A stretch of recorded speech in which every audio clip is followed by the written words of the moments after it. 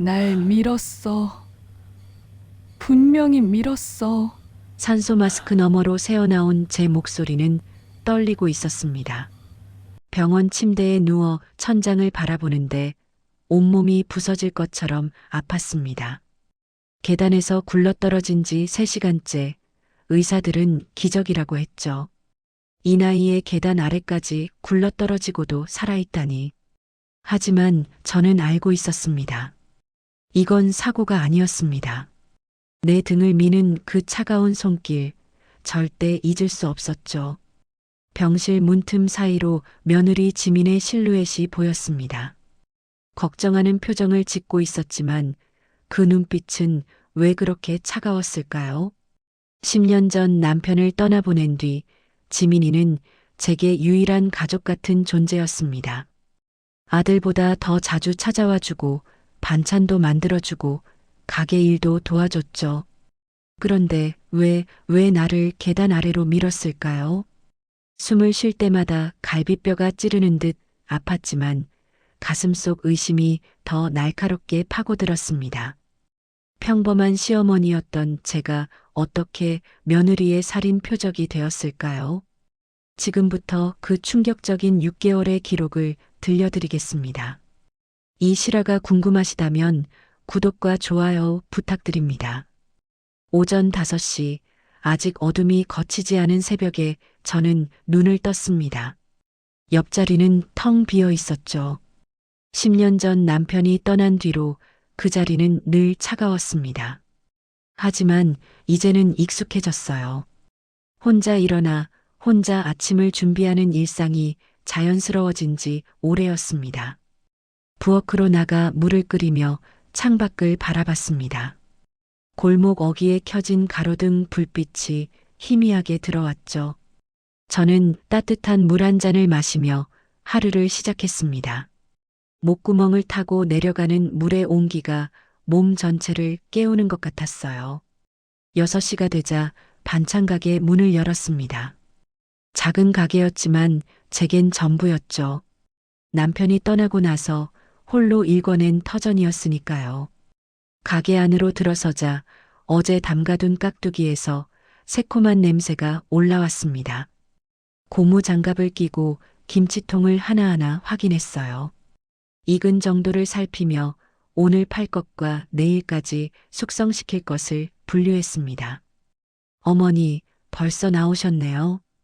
동네 아주머니가 가게 문을 열고 들어왔습니다. 단골 손님이었죠. 저는 미소를 지으며 인사했습니다. 일찍 오셨네요. 뭘 찾으세요? 오이소박이 있어요? 우리 손자가 그것만 먹는다니까요.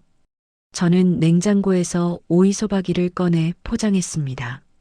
비닐봉지에 담으며 양을 조금 더 넉넉히 넣어드렸어요. 손님이 나간 뒤 가게는 다시 조용해졌습니다. 저는 의자에 앉아 잠시 숨을 고르며 벽에 걸린 시계를 봤어요.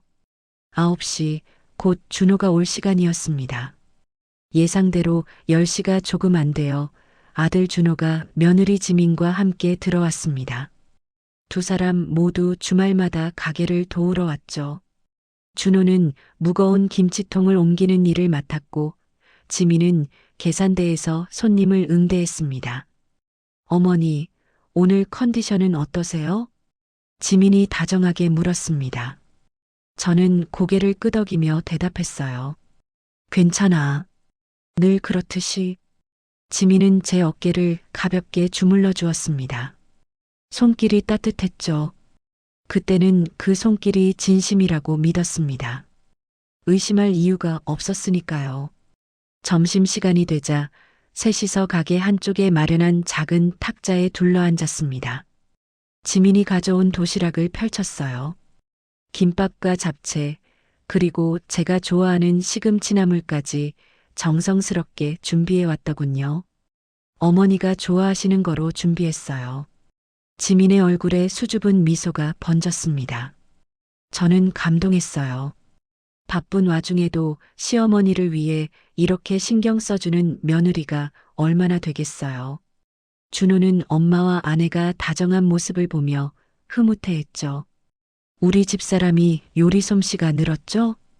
준호가 자랑스럽게 말했습니다. 저는 김밥을 한 입 베어 물며 고개를 끄덕였어요. 입안에서 참기름 냄새가 고소하게 퍼졌습니다. 오후가 되자 손님들이 몰려왔습니다. 토요일 오후는 늘 바빴죠. 저녁 준비를 위해 반찬을 사러 오는 주부들로 가게가 북적였습니다. 지민은 능숙하게 계산을 했고 준호는 손님들의 짐을 들어다 드렸어요. 저는 김치를 담으며 두 사람을 흐뭇하게 바라봤습니다. 이런 평범한 일상이 얼마나 소중한지 그때는 몰랐죠. 해가 저물 무렵 가게를 정리하며 준호가 말했습니다. 어머니, 이제 가게 줄이시고 편히 지내세요. 저희가 다 모실게요. 저는 고개를 저으며 웃었습니다. 아직 멀었어. 내가 할 수 있을 때까지는 해야지. 지민이 제 손을 잡았습니다. 따뜻하고 부드러운 손이었어요. 어머니, 건강이 최고예요. 무리하지 마세요. 그 말에 가슴이 따뜻해졌습니다. 남편을 잃고 홀로 된 저를 이렇게 챙겨주는 가족이 있다는 게 감사했어요. 준호와 지민이 돌아간 뒤 저는 가게 문을 닫고 집으로 들어왔습니다. 저녁을 간단히 먹고 텔레비전 앞에 앉았습니다. 뉴스에서는 요즘 늘어나는 보험 사기에 대한 내용이 나왔죠. 저는 혀를 찼습니다. 돈 때문에 가족까지 해치는 사람들이 있다니 정말 무서운 세상이었어요. 그런 일이 제게 일어날 거라고는 꿈에도 생각하지 못했습니다. 10시가 넘어 잠자리에 들었습니다. 피곤한 하루였지만 마음은 편안했어요. 아들과 며느리가 곁에 있어 든든했고 가게도 잘 되고 있었으니까요. 눈을 감으며 내일도 평범한 하루가 되길 바랐습니다. 그저 이대로만 계속되면 좋겠다고 생각했죠. 그때까지만 해도 저는 몰랐습니다. 제 주변에서 무언가가 조용히 움직이고 있었다는 것을요. 평화로운 일상 속에 숨겨진 어둠이 서서히 저를 향해 다가오고 있었다는 것을요. 그날 밤 저는 아무것도 모른 채 깊은 잠에 빠졌습니다. 마지막으로 평온했던 밤이었죠. 그날도 평범한 저녁이었습니다. 가게 문을 닫고 집에 돌아와 저녁을 먹은 뒤 소파에 앉아 텔레비전을 보고 있었어요. 드라마 재방송이 나오고 있었는데 정신없이 보다 보니 어느새 10시가 넘어 있었죠. 이제 잠자리에 들어야겠다고 생각하며 일어서려는 순간 휴대폰에서 진동이 울렸습니다. 이 시간에 누가 문자를 보냈을까요? 저는 노안 때문에 잘 보이지 않는 눈을 찡그리며 화면을 들여다봤습니다. 발신자는 모르는 번호였어요. 광고 문자겠거니 하고 지우려다가 내용이 눈에 들어왔습니다. 정수님, 생명보험 1회 납입이 완료되었습니다. 보험 가입을 축하드립니다. 저는 휴대폰을 든 손이 멈췄습니다. 다시 한번 천천히 읽어봤어요. 분명히 제 이름이 적혀 있었습니다. 하지만 저는 보험을 가입한 적이 없었어요. 남편이 살아있을 때 들었던 보험 하나만 있을 뿐이었죠. 그것도 이미 만기가 되어 해지한 지 오래였습니다. 심장이 조금 빨리 뛰기 시작했어요. 혹시 보이스피싱인가 싶어서 다시 문자를 확인했습니다. 그런데 이상했어요. 돈을 보내라거나 링크를 누르라는 내용은 없었습니다. 그저 보험 가입이 완료되었다는 안내만 있을 뿐이었죠. 저는 안경을 찾아 쓰고 문자에 적힌 보험사 이름을 확인했습니다. 대한민국에서 손꼽히는 큰 보험사였어요. 이건 분명 뭔가 착오가 있는 것 같았습니다. 내일 아침에 전화해서 확인해 봐야겠다고 생각하며 휴대폰을 내려놓았지만 마음 한구석이 불편했어요. 그날 밤 잠이 잘 오지 않았습니다. 침대에 누워 천장을 바라보며 이런저런 생각이 들었죠. 혹시 제가 깜빡하고 가입한 건 아닐까요? 나이가 들면서 기억력이 예전 같지 않았으니까요. 하지만 아무리 생각해도 보험 상담을 받은 기억조차 없었습니다. 새벽 3시가 넘어서야 겨우 잠이 들었어요. 그런데 꿈속에서도 그 문자가 계속 떠올랐습니다. 정수님, 생명보험 가입을 축하드립니다. 그 문구가 머릿속에서 맴돌았죠. 다음 날 아침, 평소보다 일찍 일어났습니다.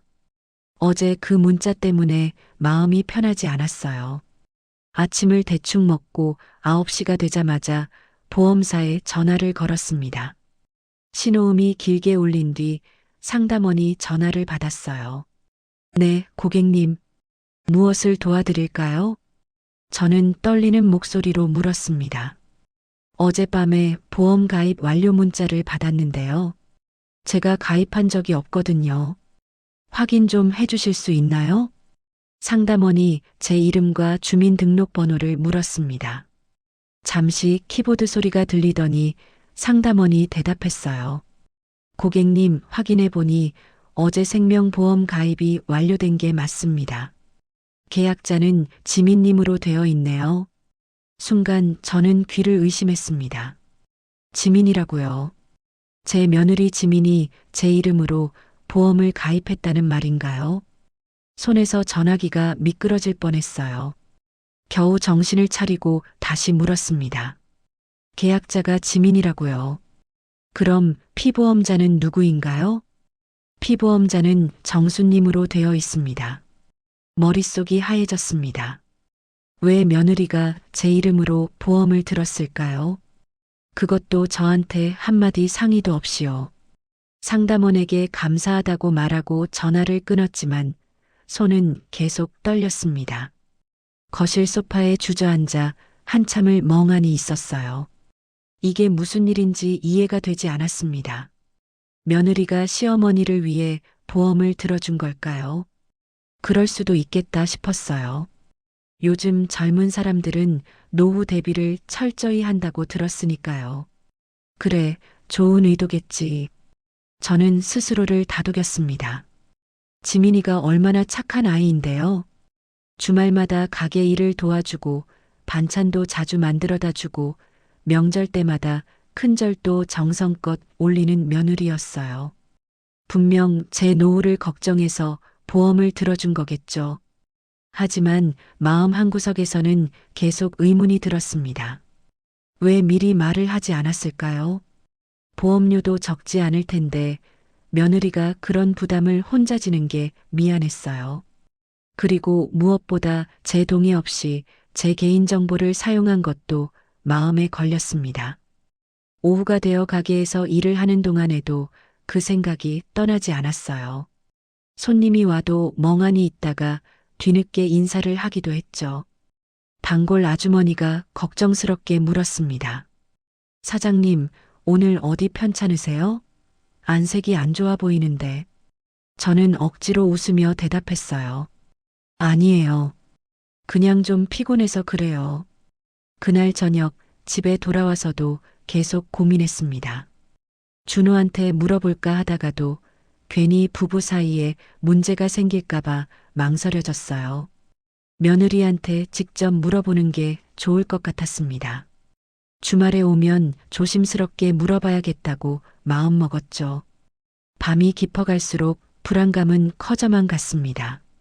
보험이라는 게 원래 좋은 의도로 시작하는 거지만 때로는 나쁜 목적으로 악용되기도 한다는 걸 저도 알고 있었어요. 텔레비전에서 본 보험금 살인 사건들이 떠올랐습니다.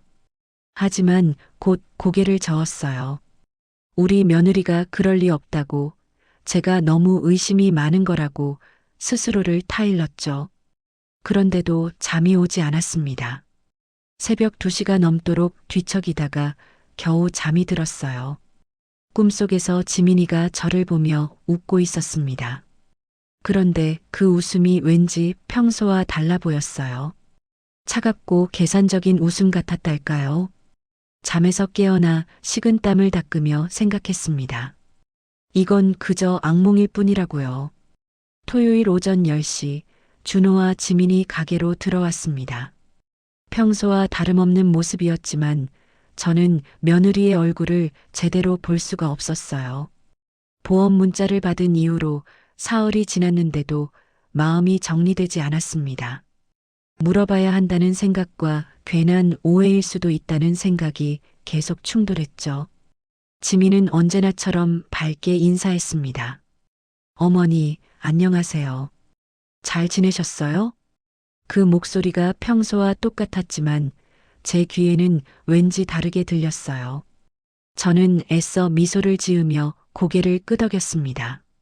준호가 무거운 김치통을 옮기는 동안 지민은 계산대 정리를 시작했어요. 그 모습을 지켜보며 저는 마음속으로 계속 연습했습니다. 어떻게 물어봐야 자연스러울까? 어떻게 해야 오해처럼 들리지 않을까? 점심시간이 다가왔습니다. 늘 그렇듯 셋이서 함께 먹기로 했죠. 오늘은 제가 미리 준비해둔 된장찌개와 반찬들을 꺼냈어요. 밥을 먹으며 준호가 이런저런 이야기를 했지만 저는 제대로 듣지 못했습니다. 머릿속은 온통 그 보험 이야기로 가득했으니까요. 숟가락을 내려놓으며 저는 용기를 냈습니다. 목구멍이 바짝 말라서 물을 한 모금 마신 뒤 최대한 자연스럽게 말을 꺼냈어요. 지민아, 혹시 내 이름으로 보험을 든 게 있니? 순간 지민의 손이 멈췄습니다. 아주 짧은 순간이었지만 저는 분명히 봤어요. 그 손이 살짝 떨린 것을요. 지민은 천천히 고개를 들어 저를 봤습니다. 그리고는 웃었어요. 그런데 그 웃음이 어딘가 어색했습니다. 눈은 웃고 있지 않았거든요. 어머니가 어떻게 하셨어요? 지민이 대답했습니다.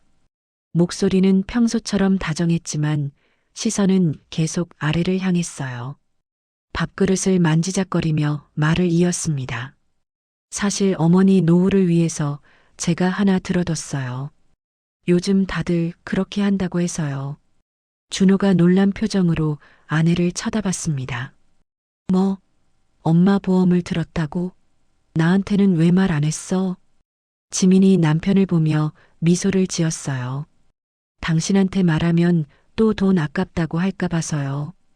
어머니를 위한 거니까 제가 알아서 했어요. 저는 둘 사이에서 조심스럽게 물었습니다. 그런데 왜 미리 말을 안 했니?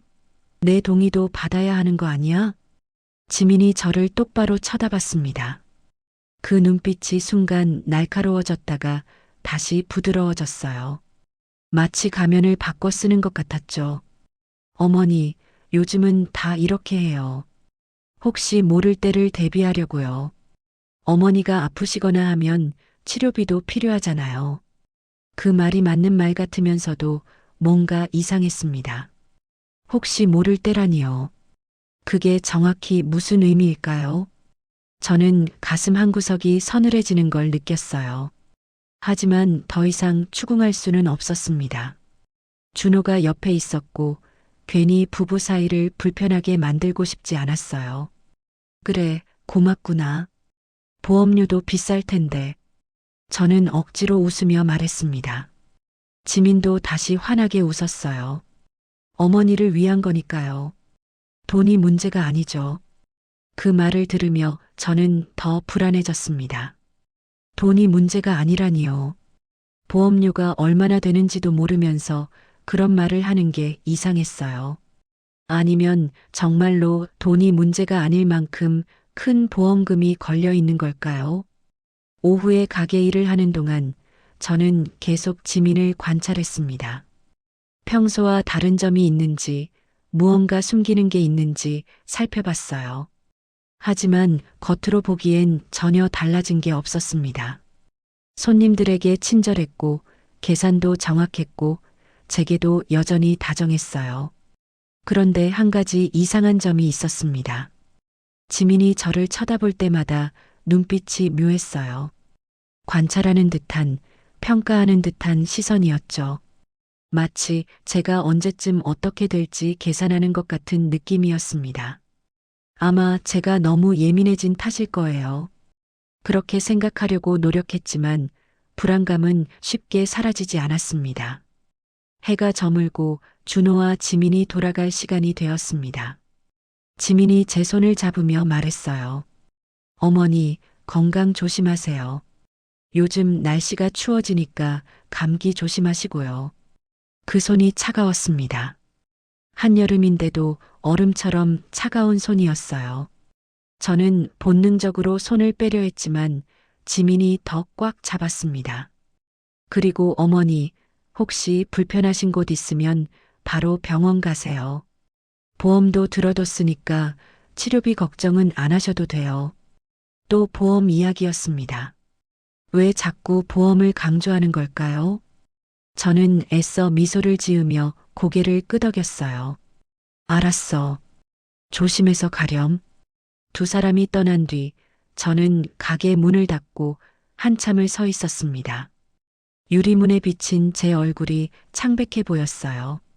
불안과 의심이 온몸을 휘감고 있었죠. 집으로 돌아와 혼자 앉아 있으니 더 많은 생각이 들었습니다. 지민이 정말 제 노후를 걱정해서 보험을 든 걸까요? 아니면 다른 이유가 있는 걸까요? 그 차가운 손의 감촉이 계속 남아 있었어요.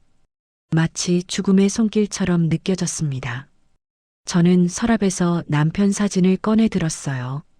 웃고 있는 남편의 얼굴을 보며 혼잣말을 했습니다. 여보, 내가 너무 의심이 많은 걸까요? 우리 며느리가 정말 나쁜 마음을 품고 있는 걸까요? 사진 속 남편은 대답이 없었습니다. 저는 사진을 가슴에 안고 눈물을 흘렸어요. 이렇게 의심하며 사는 게 얼마나 괴로운지, 하지만 의심을 멈출 수가 없었습니다. 그날 밤도 저는 잠을 이루지 못했어요. 지민의 그 이상한 웃음이 계속 떠올랐으니까요. 창밖에서 바람 소리가 들렸습니다. 마치 누군가가 창문을 두드리는 것 같았어요. 저는 이불을 머리끝까지 뒤집어 쓰고 눈을 꼭 감았습니다. 하지만 어둠 속에서도 지민의 얼굴이 보였어요. 그 차갑고 계산적인 눈빛이 저를 쳐다보고 있었습니다. 며칠이 지난 수요일 오후였습니다. 준호와 지민이 갑자기 집으로 찾아왔어요. 평일에 오는 건 처음이었죠. 준호가 회사에서 중요한 서류를 집에 두고 갔다며 급하게 들렀다고 했습니다. 지민은 저와 거실에서 차를 마시고 있었고 준호는 안방에서 서류를 찾고 있었어요. 어머니, 요즘 잘 주무세요? 지민이 물었습니다. 그 질문이 왜인지 뜻깊게 들렸어요. 정말로 제 안부를 묻는 건지 아니면 다른 의미가 있는 건지 알 수 없었죠. 그냥 그래. 나이 들면 잠이 줄어든다잖아. 제가 대답하자 지민은 고개를 끄덕이며 차를 마셨습니다. 그때 준호가 급하게 방에서 나왔어요. 찾았어. 여보, 우리 가자. 회사에 빨리 가봐야 해. 두 사람이 황급히 떠난 뒤 저는 혼자 집에 남았습니다. 거실을 정리하다가 문득 준호가 들어갔던 방이 평소와 달리 문이 살짝 열려 있는 걸 봤어요. 원래는 항상 닫아두는 방이었는데 말이죠. 호기심이 생겼습니다. 아니, 솔직히 말하면 의심이 들었어요. 조심스럽게 방 안으로 들어갔습니다.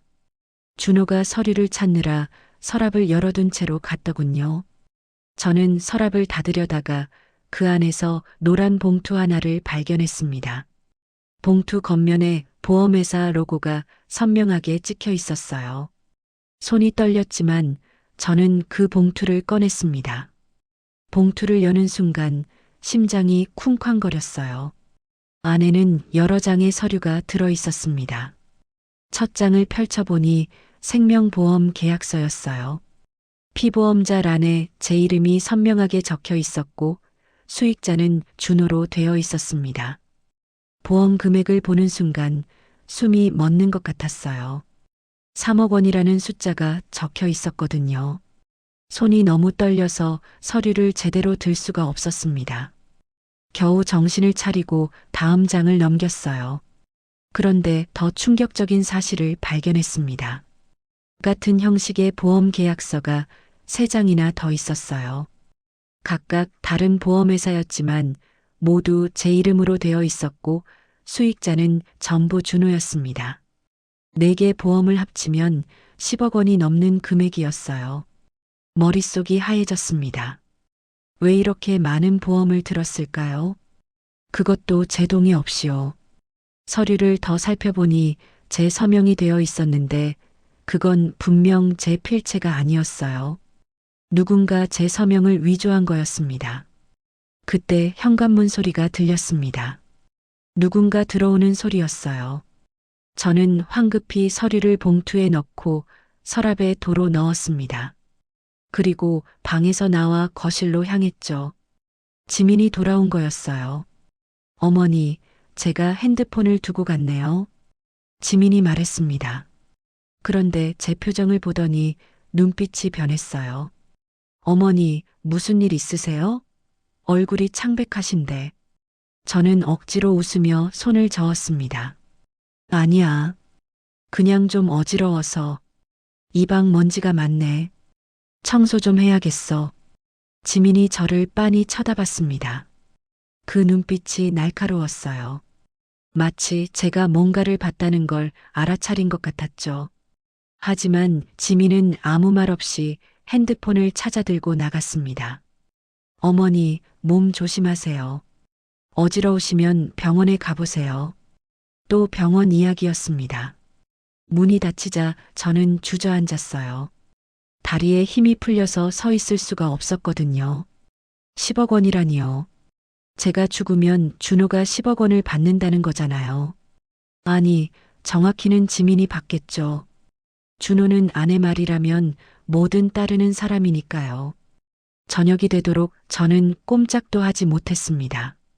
머릿속이 복잡했어요. 아들이 정말로 이 일에 관여한 걸까요? 아니면 지민이 혼자 꾸민 일일까요? 하지만 수익자가 준호라는 건 적어도 준호도 알고 있다는 뜻 아닐까요? 밤이 깊어지자 공포가 밀려왔습니다. 제가 언제 어떻게 될지 모른다는 생각이 들었어요. 보험금을 타기 위해서는 제가 죽어야 한다는 거잖아요. 그것도 사고사나 병사로 보이게 해야겠죠. 텔레비전에서 본 보험금 살인 사건들이 떠올랐습니다. 그때는 남의 일이라고 생각했는데 이제는 제 일이 된 거예요. 저는 휴대폰을 들었다가 내려놨습니다. 누구에게 연락해야 할까요? 경찰에 신고해야 할까요? 하지만 증거가 없었어요. 서류를 몰래 본 것도 떳떳하지 못한 일이었고 무엇보다 아들을 의심한다는 게 너무 괴로웠습니다. 새벽 2시가 되어도 잠이 오지 않았어요. 창밖에서 고양이 울음소리가 들렸습니다. 처량하고 슬픈 소리였죠. 마치 제 처지를 대변하는 것 같았어요. 저는 이불을 꼭 끌어안고 몸을 웅크렸습니다. 하느님, 제발 제가 잘못 본 거라고 해주세요. 우리 아들이, 우리 며느리가 그런 사람들이 아니라고 해주세요. 하지만 기도를 해도 마음은 편해지지 않았습니다. 오히려 더 선명해졌어요. 그 서류들, 그 숫자들, 그리고 지민의 차가운 눈빛이요. 저는 그날 밤 한숨도 자지 못했습니다. 아침이 올 때까지 눈을 뜬 채로 있었죠. 동이 트자 저는 결심했습니다. 이대로는 안 되겠다고요. 뭔가 대비를 해야겠다고 생각했어요. 하지만 어떻게 해야 할지 막막했습니다.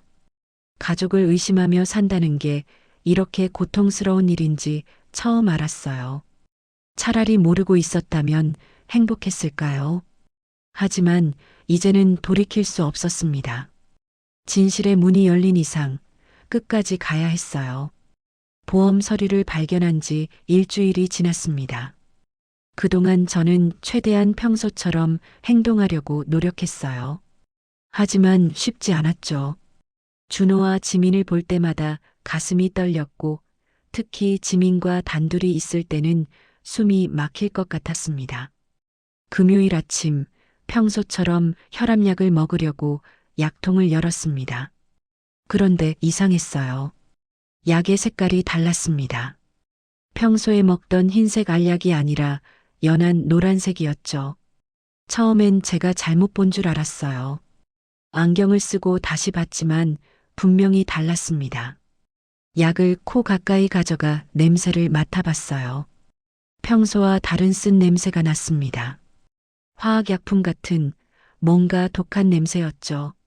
손가락으로 약을 만져보니 질감도 달랐어요. 더 부드럽고 쉽게 부서질 것 같았습니다. 이건 분명히 제가 늘 먹던 약이 아니었어요. 심장이 쿵쾅거리기 시작했습니다. 누가 제 약을 바꿔놓은 걸까요? 집에는 저 혼자 살고 있고 열쇠를 가진 사람은 준호와 지민뿐이었어요. 그들이 몰래 들어와서 약을 바꾼 걸까요? 아니면 제가 모르는 사이에 다른 방법으로 바꾼 걸까요? 약을 들고 있는 손이 떨렸습니다. 이걸 먹어야 할까요? 말아야 할까요? 만약 정말로 누군가 아기를 가지고 바꾼 거라면 이 약은 독약일 수도 있었어요. 하지만 안 먹으면 의심받을 수도 있었죠. 저는 고민 끝에 약을 휴지에 싸서 주머니에 넣었습니다. 그리고 물만 마시며 약을 먹은 척 했어요. 점심 무렵 지민이 갑자기 집으로 찾아왔습니다. 평일 낮에 오는 건 이례적인 일이었죠. 어머니, 안녕하세요. 오늘 회사 조퇴하고 왔어요. 지민이 밝게 인사했지만 저는 긴장이 됐어요.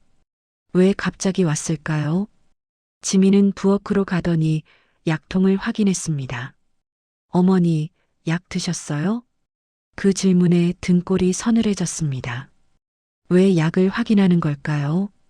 저는 애써 자연스럽게 대답했어요. 응, 아침에 먹었어. 지민이 약통을 들어 흔들어 봤습니다. 그리고 뚜껑을 열어 안을 들여다봤어요. 그 모습을 보며 저는 확신했습니다. 지민이 약을 바꾼 거구나. 그리고 지금 제가 제대로 먹었는지 확인하는 거구나. 어머니, 이 약 냄새가 좀 이상한데요. 상한 건 아닐까요? 지민이 약을 코에 대고 냄새를 맡으며 말했습니다. 연기를 하는 건지 정말로 모르는 건지 알 수 없었어요. 저는 고개를 갸웃거리며 대답했습니다. 글쎄, 나는 잘 모르겠는데. 지민이 갑자기 약봉지를 들고 일어났어요. 어머니, 이거 버리고 새로 처방받으세요. 병원에서 새로 처방받은 약이 있다고 했잖아요. 요즘 약이 바뀌었대요. 저는 놀란 표정으로 물었습니다. 병원? 내가 언제 병원에 갔다고? 지민이 당황한 듯 눈을 깜빡였어요. 그리고 급히 웃으며 말을 바꿨습니다. 아, 제가 착각했나 봐요. 다른 분이랑 헷갈렸어요. 어쨌든 이 약은 버리는 게 좋을 것 같아요. 지민이 약봉지를 빼앗듯이 가져갔습니다. 저는 막을 수가 없었어요. 너무 놀라서 몸이 굳어버렸거든요. 지민은 약을 쓰레기통에 버리고 새 약봉지를 꺼냈습니다. 어디서 가져온 건지, 언제 준비한 건지 모를 약이었죠. 이거 드세요. 제가 약국에서 새로 사왔어요. 봉투에 적힌 병원 이름을 봤습니다. 제가 한 번도 가본 적 없는 병원이었어요. 게다가 처방전 없이 혈압약을 살 수 있을까요? 이건 분명 수상한 약이었습니다. 고맙긴 한데 내가 늘 가던 병원에서 받을게. 제가 거절하자 지민의 표정이 순간 굳어졌어요. 하지만 곧 다시 미소를 지었죠. 어머니, 건강이 제일 중요해요. 이 약이 더 좋다니까요. 지민이 제 손에 약봉지를 쥐어줬습니다. 그 손에 힘이 들어가 있었어요. 마치 반드시 이 약을 먹어야 한다는 듯이요. 저는 약봉지를 받아들고 억지로 고마워하는 표정을 지었습니다. 지민이 돌아간 뒤 저는 약봉지를 열어봤어요. 역시나 아까 약통에 있던 것과 같은 노란색 약이었습니다. 이번엔 더 자세히 살펴봤어요. 약에 새겨진 글자도 달랐고 크기도 미묘하게 달랐죠. 이건 절대 혈압약이 아니었어요. 저는 그 약을 비닐봉지에 담아 서랍 깊숙이 숨겼습니다. 나중에 증거가 될 수도 있으니까요. 그리고 곧바로 집을 나와 평소 다니던 병원으로 향했어요. 의사 선생님께 혈압약을 새로 처방받았죠. 진짜 약과 가짜 약을 구별해둬야 했습니다. 그날 밤 저는 식탁 위에 두 가지 약을 올려놓고 비교했어요. 색깔, 크기, 냄새, 모든 게 달랐습니다. 손이 떨렸어요. 만약 제가 의심 없이 그 약을 먹었다면 어떻게 됐을까요? 천천히 독에 중독되어 죽었을까요? 아니면 한 번의 심장마비를 일으켰을까요? 창밖을 보니 비가 내리고 있었습니다. 빗소리가 유리창을 두드렸어요. 마치 누군가 문을 두드리는 것 같았죠. 저는 무서웠습니다. 이 집에서 혼자 있는 게 무서웠어요. 언제 누가 들어올지, 언제 무슨 일이 생길지 모른다는 공포가 온몸을 휘감았습니다. 휴대폰을 들었다가 내려놨어요. 누구에게 도움을 청해야 할까요? 경찰에 신고하고 싶었지만 아직 확실한 증거가 없었어요.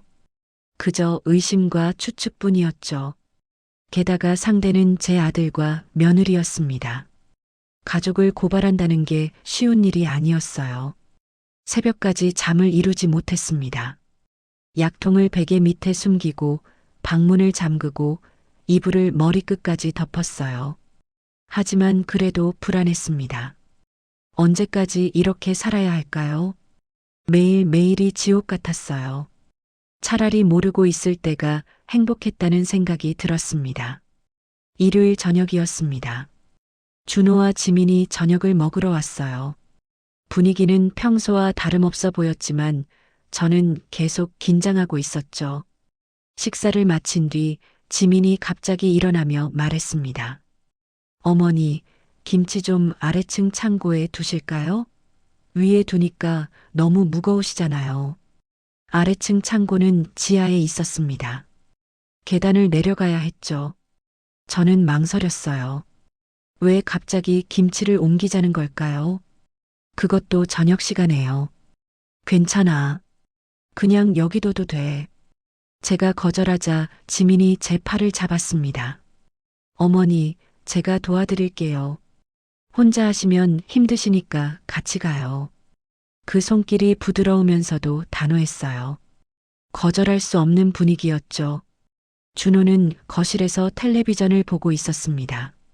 저는 할 수 없이 지민을 따라 지하로 내려가는 계단 앞에 섰어요. 계단 전등 스위치를 눌렀는데 불이 켜지지 않았습니다. 어둠 속에서 계단이 아래로 이어져 있었죠. 핸드폰 손전등을 켜려고 했는데 지민이 먼저 말했어요. 전구가 나갔나 봐요. 괜찮아요. 제가 앞에서 갈게요. 지민이 먼저 계단을 내려가기 시작했습니다. 저는 조심스럽게 뒤를 따랐어요. 한 계단, 두 계단, 발밑이 잘 보이지 않아서 벽을 짚으며 내려갔죠. 그런데 이상했어요. 계단이 미끄러웠습니다. 마치 물을 엎질러 놓은 것처럼 젖어 있었어요. 세 번째 계단을 밟는 순간이었습니다. 발이 미끄러지면서 중심을 잃었어요. 순간적으로 난간을 잡으려 했지만 손이 허공을 잡았습니다. 그대로 뒤로 넘어지려는 찰나 등 뒤에서 무언가가 저를 밀었어요. 아주 가볍게 하지만 분명하게요. 쿵, 쿵, 쿵. 계단을 구르며 떨어졌습니다. 온몸이 계단 모서리에 부딪혔어요. 특히 머리를 세게 부딪혔죠. 마지막으로 바닥에 떨어졌을 때는 숨이 멎는 것 같았습니다. 눈앞이 빙빙 돌고 온몸이 아팠어요. 흐릿한 시야 속에서 지민의 얼굴이 보였습니다. 계단 위에서 저를 내려다보고 있었어요. 그런데 이상했습니다. 놀란 표정도 걱정하는 표정도 아니었어요. 그저 차갑게 지켜보고 있을 뿐이었죠. 마치 실험 대상을 관찰하는 과학자처럼요. 어머니, 괜찮으세요? 지민이 천천히 계단을 내려왔습니다. 급하지 않았어요. 마치 산책하듯 여유롭게 내려왔죠. 저는 일어나려고 했지만 몸이 움직이지 않았습니다. 특히 머리가 너무 아팠어요. 손으로 머리를 만져보니 끈적한 게 묻어났습니다. 피었어요. 하필 이렇게 안 다치셨으면 좋았을 텐데. 지민이 제 옆에 쪼그려 앉으며 말했습니다. 그 말투가 이상했어요. 안타까워하는 게 아니라 실망한 듯한 어조였죠. 마치 계획대로 되지 않아서 아쉬워하는 것 같았습니다. 여보, 엄마가 다치셨어. 지민이 갑자기 큰 소리로 준호를 불렀습니다. 목소리는 다급했지만 표정은 여전히 차가웠어요. 준호가 황급히 뛰어왔습니다. 엄마, 정신 차려요. 준호가 저를 안아 올리려 했지만 저는 지민을 보고 있었어요. 지민이 계단을 올려다보며 뭔가를 확인하는 걸 봤습니다. 젖은 계단, 꺼진 전등, 그리고 저를 민 그 손. 모든 게 계획적이었어요. 병원으로 실려가는 구급차 안에서 의식이 희미해졌습니다. 준호가 제 손을 잡고 울고 있었어요. 하지만 지민은 달랐습니다. 걱정하는 척은 했지만 눈빛은 차가웠죠. 오히려 계산하는 듯한 표정이었어요. 보험금이 얼마나 나올지, 언제쯤 받을 수 있을지 계산하는 것 같았습니다. 응급실에서 치료를 받으며 저는 확신했어요. 지민이 일부러 저를 떨어뜨린 거라고요. 계단에 물을 뿌려놓고 전등을 꺼놓고 그리고 마지막에 저를 밀었죠. 만약 제가 그대로 죽었다면 사고사로 처리됐을 거예요. 그리고 10억 원이 넘는 보험금이 준호와 지민에게 돌아갔겠죠. 의사가 와서 상태를 설명했습니다. 머리를 심하게 다치셨어요. 뇌진탕이 있고 10바늘 정도 꿰매야 합니다. 정말 큰일 날 뻔했네요. 준호가 안도의 한숨을 쉬었지만 지민의 표정은 묘했어요. 안도와 실망이 섞인 듯한 표정이었죠. 저는 눈을 감았습니다. 더 이상 지민의 얼굴을 보고 싶지 않았어요. 병실로 옮겨진 뒤 준호가 잠시 커피를 사러 나갔습니다. 병실에는 저와 지민만 남았어요. 지민이 제 침대 옆으로 다가왔습니다. 어머니, 계단이 미끄러웠나 봐요. 앞으로 조심하셔야겠어요. 그 말에 온몸에 소름이 돋았습니다. 경고하는 것 같았어요. 다음에는 더 심할 거라는 경고 같았죠. 저는 떨리는 목소리로 물었습니다. 지민아, 내가 날 민 거 맞지? 지민이 놀란 듯 눈을 크게 떴습니다. 그리고는 슬픈 표정을 지었어요. 어머니, 무슨 말씀이세요? 제가 왜 그런 짓을 하겠어요? 완벽한 연기였습니다. 만약 제가 직접 당하지 않았다면 속았을 거예요. 하지만 저는 분명히 느꼈습니다. 등을 미는 그 손길을요. 준호가 커피를 들고 돌아왔습니다. 지민은 다시 착한 며느리의 얼굴로 돌아갔어요. 준호에게 다정하게 말하고 저를 걱정하는 척했죠. 하지만 저는 알고 있었습니다. 가면 뒤에 숨은 진짜 얼굴을요. 그날 밤 병실에 혼자 누워 있으며 생각했습니다. 이대로는 안 되겠다고요. 증거를 찾아야 했어요. 그리고 누군가에게 도움을 요청해야 했습니다. 더 늦기 전에, 정말로 제가 죽기 전에요. 입원한 지 사흘째 되는 날이었습니다. 머리 상처는 조금씩 아물고 있었지만 마음의 상처는 더 깊어져만 갔어요. 오후 2시쯤 뜻밖의 방문객이 찾아왔습니다. 병원 간호사로 일하는 제 오랜 친구 영숙이었죠. 영숙은 병실 문을 조심스럽게 닫고 제 침대 옆으로 다가왔습니다. 평소와 달리 표정이 심각했어요. 무언가 중요한 이야기가 있는 것 같았죠. 영숙은 주변을 살피며 조용히 말을 꺼냈습니다. 정순 씨, 이거 보셔야 할 것 같아요. 영숙이 휴대폰을 꺼내 들었습니다. 화면을 켜더니 동영상 파일 하나를 열었어요. 저는 궁금한 마음에 화면을 들여다봤습니다. 그런데 그 순간 온몸이 얼어붙는 것 같았어요. 화면에는 우리 집 지하 계단이 나와 있었습니다. CCTV 영상이었어요. 날짜를 보니 제가 떨어진 그날이었죠. 영상 속에서 지민과 제가 계단 앞에 서 있었습니다. 지민이 먼저 내려가고 제가 뒤를 따르는 모습이 보였어요. 그리고 결정적인 순간이 왔습니다. 제가 세 번째 계단에서 미끄러지려는 찰나 지민이 뒤돌아보며 손을 뻗었어요. 그런데 그건 저를 잡으려는 게 아니었습니다. 오히려 제 등을 툭 밀었어요. 아주 가볍게 하지만 분명하게요. 그 작은 힘 때문에 저는 완전히 중심을 잃고 계단 아래로 굴러떨어졌습니다. 시간이 멈춘 것 같았어요. 병실이 정적에 잠겼습니다. 제 입에서 떨리는 목소리가 새어나왔어요. 내가 키운 아들 아내가 날 죽이려 한 거야? 영숙이 제 손을 꼭 잡았습니다. 따뜻한 손이었지만 저는 아무것도 느낄 수 없었어요. 충격이 너무 컸거든요. 의심은 했지만 이렇게 확실한 증거를 보니 가슴이 무너지는 것 같았습니다. 이 영상을 어떻게 구한 거야? 제가 물었습니다. 영숙이 조심스럽게 대답했어요. 병원 보안팀 직원이 아는 사람이에요. 정순 씨네 아파트 CCTV를 확인해 봤대요. 계단 사고가 많아서 최근에 설치한 거라더군요. 저는 다시 한번 영상을 봤습니다. 지민이 저를 미는 장면을 반복해서 봤어요. 볼 때마다 가슴이 아팠습니다. 며느리가 가족이라고 믿었던 사람이 저를 해치려 했다는 사실이 너무나 고통스러웠어요. 정순 씨, 이거 경찰에 신고해야 해요. 영숙이 단호하게 말했습니다. 저도 알고 있었어요. 이제는 더 이상 숨길 수 없다는 것을요. 하지만 준호를 생각하니 마음이 아팠습니다. 아들이 얼마나 충격을 받을까요? 사랑하는 아내가 어머니를 해치려 했다는 사실을 어떻게 받아들일까요? 그때 병실 문이 열렸습니다. 준호와 지민이 들어왔어요. 영숙은 재빨리 휴대폰을 가방에 넣었습니다. 지민이 밝은 표정으로 인사했어요. 어머니, 오늘은 좀 나아지셨어요? 그 웃는 얼굴을 보니 분노가 치밀어 올랐습니다. 어떻게 저런 표정을 지을 수 있을까요? 저를 계단에서 밀어놓고도 아무렇지 않게 웃을 수 있다니요. 저는 고개를 돌렸습니다. 지민의 얼굴을 보고 있을 수가 없었어요.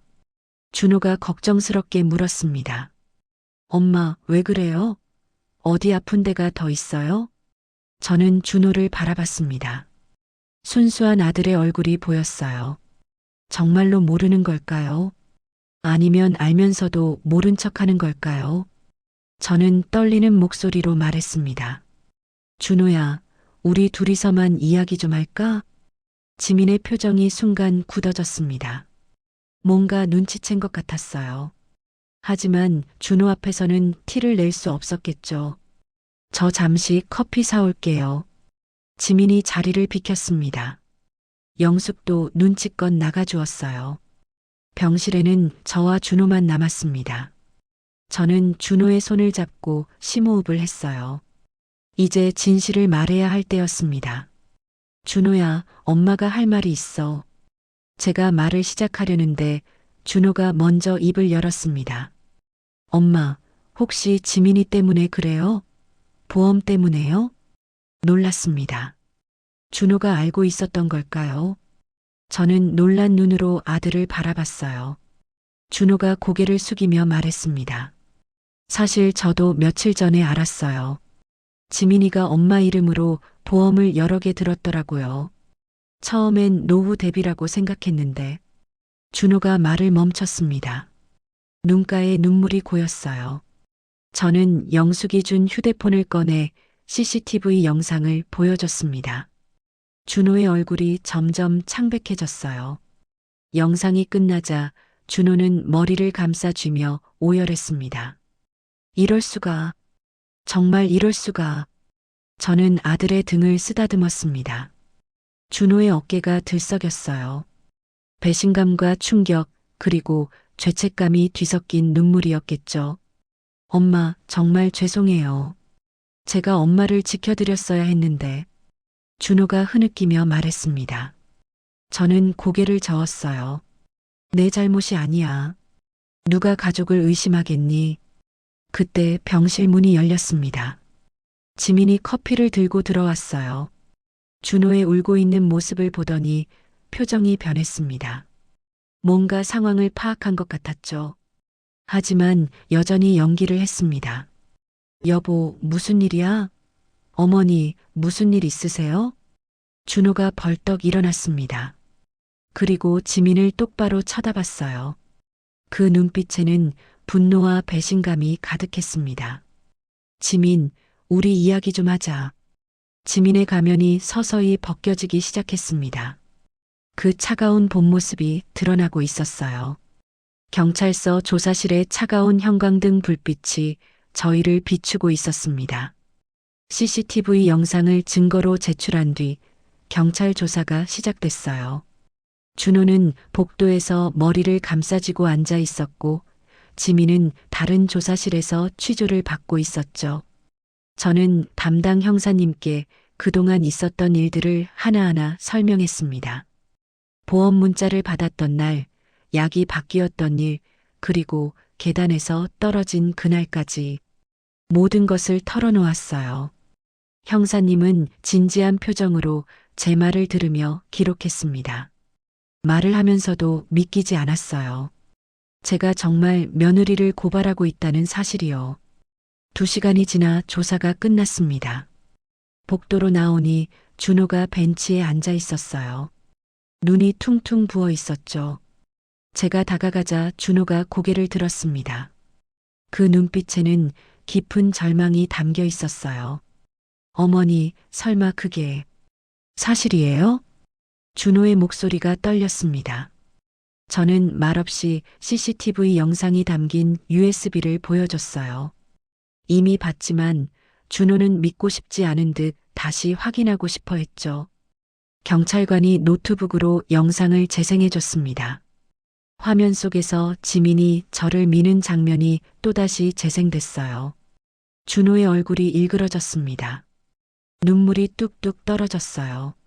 사랑했던 아내가 함께 미래를 꿈꿨던 사람이 어머니를 해치려 했다는 사실을 받아들이기 힘들어 했죠. 그동안 어머니 믿으라고 하면서 난 뭐였어요. 준호가 머리를 감싸주며 오열했습니다. 그 모습을 보니 제 가슴도 찢어지는 것 같았어요. 아들이 받을 충격을 생각해 망설였던 제 자신이 원망스러웠습니다. 더 일찍 말했어야 했는데, 더 일찍 조치를 취했어야 했는데, 그때 조사실 문이 열렸습니다. 지민이 경찰관과 함께 나왔어요.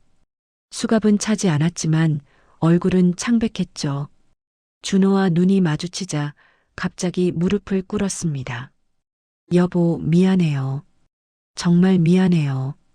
지민이 울며 사과했지만 그 눈물이 진짜인지 연기인지 알 수 없었어요. 준호는 고개를 돌렸습니다. 아내를 쳐다보지도 않았죠. 지민이 다시 애원했습니다. 한 번만 용서해줘요. 제가 미쳤었어요. 돈에 눈이 멀어서. 그 말을 듣는 순간 준호가 벌떡 일어났습니다. 얼굴이 불그락푸르락 했어요. 목소리가 떨리며 터져 나왔습니다. 돈 때문에 우리 엄마를 죽이려 했다고? 준호의 외침이 경찰서 복도에 울려 퍼졌습니다. 지민은 고개를 숙인 채 흐느꼈어요. 형사님이 지민을 일으켜 세웠습니다. 일단 구속영장을 신청할 예정입니다. 살인미수와 보험사기 혐의로요. 그 말에 지민의 다리에 힘이 풀렸습니다. 경찰관이 부축해서 데려갔어요.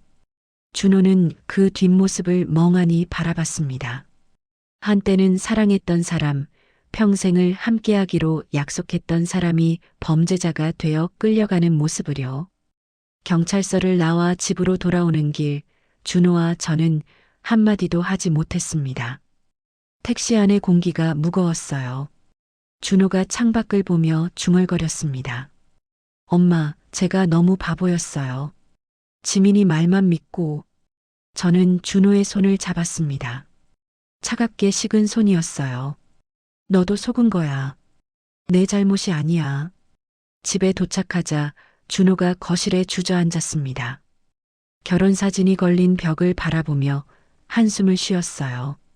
행복했던 순간들이 모두 거짓이었다는 걸 깨닫는 건 너무나 고통스러운 일이었겠죠. 엄마, 저 어떻게 해야 해요? 이제 어떻게 살아야 해요? 준호의 목소리에는 깊은 절망이 묻어났습니다. 저는 아들 옆에 앉아 어깨를 감싸 안았어요. 시간이 지나면 나아질 거야. 지금은 아프겠지만. 그때 준호의 휴대폰이 울렸습니다. 보험회사에서 온 전화였어요. 준호가 스피커폰으로 받았습니다. 네, 준호 씨. 확인 결과 배우자분이 가입하신 보험 계약들은 모두 무효 처리됐습니다. 위조 서명과 불법 가입이 확인됐거든요. 준호가 고개를 끄덕였습니다. 그나마 다행이었어요. 만약 제가 정말로 사고를 당했다면 그 돈이 지민에게 돌아갔을 테니까요. 밤이 깊어졌습니다. 준호는 소파에서 잠들었어요. 울다 지쳐 잠든 것 같았죠. 저는 담요를 덮어주며 아들의 얼굴을 바라봤습니다. 앞으로 상처를 극복하는데 오랜 시간이 걸리겠지만 함께 이겨낼 수 있을 거라 믿었어요. 창밖을 보니 별이 떠 있었습니다. 가족이라는 이름이 이렇게 쉽게 무너질 수 있다는 게 슬펐어요. 믿음과 사랑으로 쌓아 올린 관계가 돈 앞에서 산산조각 난 거죠. 하지만 적어도 준호와 저는 남았습니다. 둘이서 다시 시작할 수 있을 거예요. 가족이라는 단어가 산산조각 났지만 진짜 가족이 무엇인지 이제야 알 것 같았습니다. 혈연이 아니라 진심으로 서로를 아끼는 마음, 그게 진짜 가족이라는 거요. 지민이 구속된 지 한 달이 지났습니다. 그동안 저와 준호는 조금씩 일상을 되찾아가고 있었어요. 준호는 회사에 복직했고 저도 다시 반찬가게 문을 열었죠. 상처는 아직 아물지 않았지만 시간이 약이라는 말을 믿으며 하루하루를 보냈습니다. 어느 날 오후 뜻밖의 손님이 찾아왔습니다. 지역 신문사 기자였어요. 젊은 여자 기자는 조심스럽게 제게 다가와 명함을 내밀었습니다. 안녕하세요, 정수님. 이번 사건에 대해 인터뷰를 요청드리고 싶어서 왔습니다. 저는 고개를 저었습니다. 이미 너무 많은 일을 겪었고 더 이상 그 일을 떠올리고 싶지 않았어요. 하지만 기자는 포기하지 않았죠. 많은 분들이 정수님의 이야기를 듣고 싶어 하세요. 특히 비슷한 피해를 당하신 분들에게 용기가 될 수 있을 거예요. 한참을 망설이다가 결국 인터뷰에 응했습니다. 누군가에게 도움이 될 수 있다면 제 이야기를 들려주는 것도 의미가 있겠다고 생각했어요. 며느리를 용서하셨다고요? 정말입니까? 기자가 놀란 표정으로 물었습니다. 저는 잠시 생각에 잠겼다가 조용히 대답했어요. 며느리에게 준 건 돈이 아니라 믿음이었어요. 욕심이 사람을 병들게 했을 뿐 미움은 더 큰 병을 만들죠. 그 말을 하면서도 가슴 한구석이 아팠습니다. 완전히 용서한 건 아니었어요. 하지만 증오를 품고 살아가는 것보다는 놓아주는 게 저를 위한 길이라고 생각했죠. 기자가 메모를 하며 다시 물었습니다. 준호 씨는 어떻게 지내시나요? 저는 창밖을 바라보며 대답했어요. 가게 밖에서 준호가 손님들의 짐을 들어주고 있는 모습이 보였죠. 예전보다 말수는 줄었지만 성실하게 일하고 있었습니다. 아직 힘들어해요. 하지만 조금씩 나아지고 있어요. 인터뷰가 끝나고 기자가 돌아간 뒤 저는 혼자 생각에 잠겼습니다. 지민을 정말로 용서할 수 있을까요? 저를 죽이려 했던 사람을, 가족이라는 이름으로 저를 속였던 사람을요. 며칠 뒤 교도소에서 편지 한 통이 왔습니다. 지민이 보낸 거였어요. 떨리는 손으로 편지를 열었습니다. 어머니, 정말 죄송합니다. 그날 어머니를 밀 때 눈이 마주쳤어요. 그 눈빛이 너무 따뜻해서 더 무서웠습니다. 저는 어머니께 받은 사랑을 배신했습니다. 용서받을 자격이 없다는 걸 알아요. 하지만 정말 죄송하다는 말씀은 드리고 싶었어요. 편지를 읽으며 눈물이 났습니다. 지민도 결국은 불쌍한 사람이었어요. 돈에 눈이 멀어 가장 소중한 것을 잃어버린 사람이었죠. 저는 편지를 접어 서랍에 넣었습니다. 답장은 하지 않았어요. 아직은 그럴 마음의 준비가 되지 않았으니까요. 준호가 퇴근하고 집에 왔습니다. 저녁을 먹으며 준호가 조심스럽게 말했어요. 엄마, 지민이한테 편지 왔다면서요? 제가 놀란 표정을 지으니 준호가 웃으며 말했습니다. 교도소에서 저한테도 연락이 왔어요. 엄마한테 편지 보냈다고. 준호의 표정이 복잡했습니다. 미움과 그리움, 분노와 연민이 뒤섞인 표정이었죠. 저는 준호의 손을 잡았어요. 시간이 필요해. 우리 모두에게. 준호가 고개를 끄덕였습니다. 그리고 조용히 말했어요. 엄마, 저도 언젠가는 용서할 수 있을까요? 저는 아들의 어깨를 토닥였습니다. 용서는 상대를 위한 게 아니라 자기 자신을 위한 거야. 미움을 품고 사는 건 너무 힘든 일이거든. 그날 밤 저는 오랜만에 편안하게 잠들었어요. 완전한 용서는 아니었지만 적어도 증오의 짐은 내려놓을 수 있었으니까요. 창밖에서 달빛이 은은하게 들어왔습니다. 평화로운 밤이었어요. 6개월이 흘렀습니다. 봄이 왔고 여름이 지나고 이제 가을이 깊어가고 있었어요. 그동안 저는 많은 결정을 내렸습니다. 보험 사기 사건이 무효로 처리되면서 위자료를 받게 됐는데 그 돈으로 무엇을 할지 오래 고민했죠. 어느 날 아침 저는 준호를 불렀습니다. 준호는 이제 많이 회복된 상태였어요. 여전히 혼자였지만 일상을 되찾아가고 있었죠. 준호야, 엄마가 결정한 게 있어. 준호가 궁금한 표정으로 저를 바라봤습니다. 저는 서류 봉투를 꺼내 준호에게 보여줬어요. 사회복지재단 기부 신청서였습니다. 모든 보험금과 위자료를 기부하기로 했어. 준호가 놀란 표정을 지었지만 곧 이해하는 듯 고개를 끄덕였어요. 저는 계속 말을 이었습니다. 기금 이름을 준호 지민 희망기금으로 정했어. 이번엔 준호가 정말로 놀랐습니다. 눈을 크게 뜨며 물었어요. 엄마, 왜 지민이 이름까지 넣으신 거예요? 저는 잠시 창밖을 바라봤습니다. 가을 햇살이 따뜻하게 들어오고 있었어요. 그리고 조용히 대답했죠. 누군가는 미움이 아니라 부끄러움으로 살아야 하니까. 그게 진짜 벌이 될 거야. 준호의 눈가에 눈물이 맺혔습니다. 저도 마음이 뭉클했어요. 증오와 복수 대신 용서와 희망을 선택한다는 게 쉬운 일은 아니었지만 그게 제가 할 수 있는 최선의 선택이었습니다. 다음 주 사회복지재단에서 간단한 기부 행사가 열렸습니다. 지역 신문 기자들도 몇 명 왔어요. 새로운 간판이 공개됐습니다. 준호 지민 희망기금이라고 크게 쓰여 있었죠. 한 기자가 제게 다가와 물었습니다.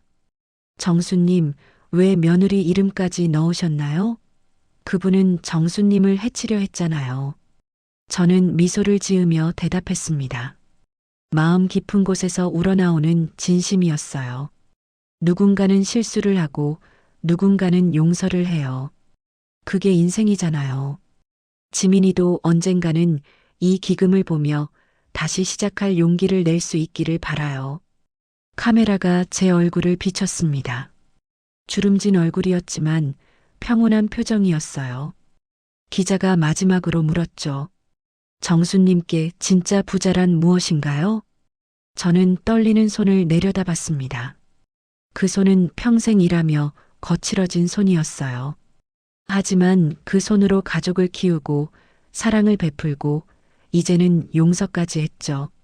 진짜 부자는 잃지 않는 양심을 가진 사람입니다. 그 말을 하며 저는 준호를 바라봤어요.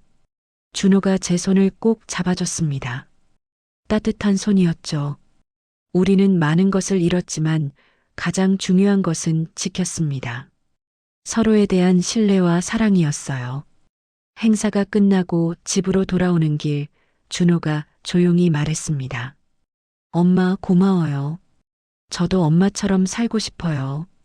저는 아들의 어깨를 토닥였습니다. 앞으로의 날들이 쉽지만은 않겠지만 우리는 함께 걸어갈 거예요. 그것만으로도 충분했습니다. 저녁이 되자 반찬 가게로 돌아왔습니다. 평소처럼 가게 문을 닫고 정리를 했어요. 그런데 문득 가게가 예전보다 밝아 보였습니다. 마음의 짐을 내려놓으니 세상이 다르게 보이는 것 같았어요. 밤이 깊어지자 저는 일기를 썼습니다. 오늘 있었던 일들을 차근차근 적어 내려갔어요. 그리고 마지막에 이렇게 적었죠. 오늘 나는 진짜 부자가 되었다. 돈이 많아서가 아니라 용서할 수 있는 마음을 가졌기 때문이다. 남은 인생, 이 마음을 잃지 않고 살아가고 싶다. 창밖을 보니 별이 빛나고 있었습니다. 고요하고 평화로운 밤이었어요. 저는 눈을 감고 기도했습니다. 준호를 위해, 그리고 지민을 위해서도요. 모두가 새로운 시작을 할 수 있기를 바라며. 그렇게 긴 이야기가 끝났습니다. 복수보다 깊은 울림을 남기며요. 때로는 가족이란 이름이 우리를 아프게 하지만 그래도 사람은 또 사람을 믿으며 살아갑니다. 저는 모든 것을 잃을 뻔했지만 결국 가장 소중한 것을 지켰어요. 미움 대신 용서를, 복수 대신 사랑을 선택할 수 있는 마음 말입니다. 상처받은 만큼 단단해진 제 마음 속에는 이제 누구도 빼앗을 수 없는 진짜 보물이 있습니다.